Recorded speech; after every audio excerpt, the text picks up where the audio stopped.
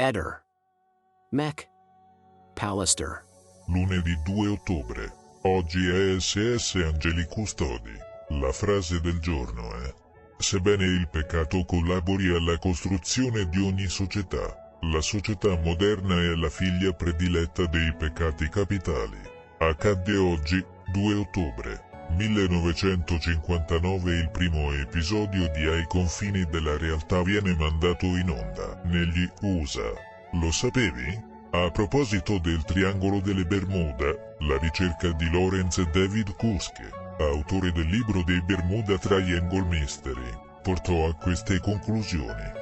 La leggenda del triangolo delle Bermuda è un mistero fatto ad arte e mantenuto in vita da scrittori che volontariamente o meno fanno uso di dati errati, argomentazioni falsate, ragionamenti svianti e sensazionalismo. Ehi, non dimenticare di iscriverti a questo canale.